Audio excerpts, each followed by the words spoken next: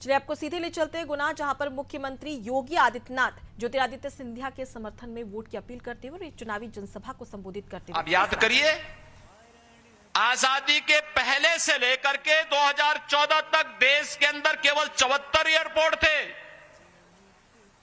और उन्होंने पिछले 5 वर्ष के अंदर 150 से ऊपर ये संख्या पहुंचा दी। 150 से अधिक एयरपोर्ट, और प्रधानमंत्री जी के सपने को साकार कर दिया कि हवाई चप्पल पहनने वाला भी हवाई जहाज की यात्रा करेगा। बहनों और भाइयों, हमारा विकास का सारथी तो ऐसे ही होना चाहिए, होना चाहिए ना। और यही कारण है पूरे देश के अंदर आज जो आवाज आ रही है वह यही आवाज है, एक स्वर है। 2 चरणों का चुनाव संपन्न हुआ है। बहनों और भाइयों, में अब तक लगभग 9 राज्यों में भारतीय जनता पार्टी के प्रत्याशियों के समर्थन में जनसभाओं को करने के बाद आज मुझे मध्य प्रदेश भी आना पड़ा। गुना में तो मैं इसलिए भी आया हूं, भारतीय जनता पार्टी के प्रत्याशी के साथ साथ सिंधिया परिवार के साथ और उत्तर प्रदेश के विकास के लिए किए गए कार्यों को सिंधिया परिवार के द्वारा, ज्योतिरादित्य सिंधिया जी के द्वारा, राजमाता जी का जो सानिध्य था, इन सब को आगे बढ़ाने के साथ साथ उसके प्रति आपका आह्वान करने के लिए मैं आया हूं कि कैसे विकास के कार्यों को इस परिवार ने राम जन्मभूमि के मूवमेंट को आगे बढ़ाने में अपना योगदान दिया था, और वही आपका आह्वान करने के लिए आया हूं। लेकिन मैं कह सकता हूं पूरे देश के अंदर जो आवाज है, 2 ही स्वर गूंज रहे हैं। एक है चारों ओर एक ही स्वर है कि फिर एक बार मोदी सरकार का एक ही स्वर गूंज रहा है। और लोगों से पूछा जाता है कि क्यों मोदी सरकार क्यों चाहिए, तो लोग कहते हैं साहब विकास भी होगा, सब कुछ होगा।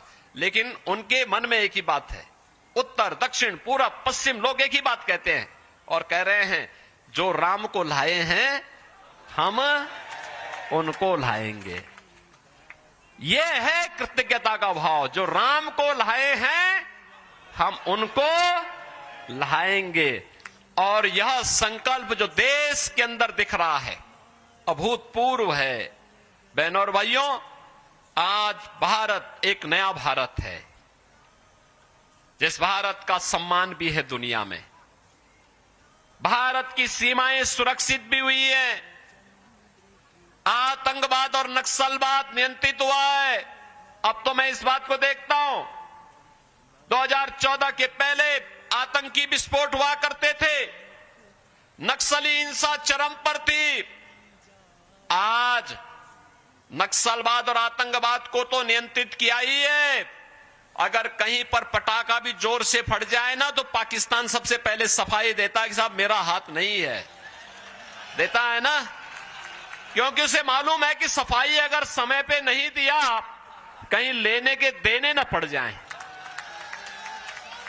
क्योंकि ये नया भारत है, छेड़ता नहीं है, लेकिन अगर कोई छेड़ता है तो फिर छोड़ता भी नहीं है।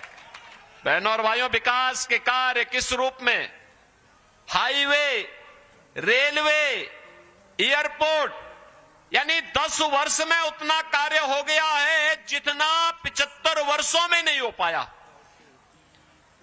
लगातार विकास कार्य, IIT, IIM, AIIMS, 1 district 1 medical college, हर घर नल की योजना,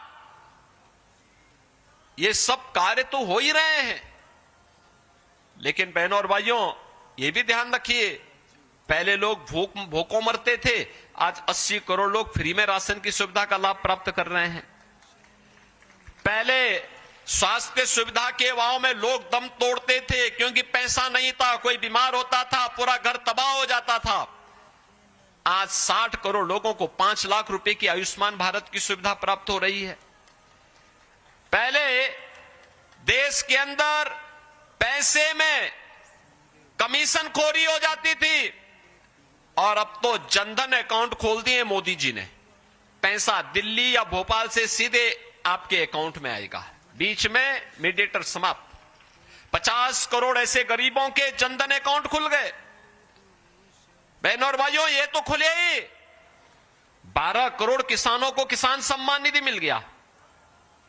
12 करोड़ गरीबों के घर में नारी गरिमा के प्रतीक शौचालय बन गए। 10 करोड़ गरीबों को फ्री में एलपीजी के कनेक्शन भी मिल गए। करोड़ों लोगों को मकान मिल गया। और मोदी जी ने कह रखा है जितने बचे हैं आप भी जाकर के बोल दीजिए कि अगले 5 वर्ष के अंदर उन सबके मकान बनेंगे। अभी से उनके फॉर्म ले लीजिए, मकान बनाने की गारंटी दे दीजिए।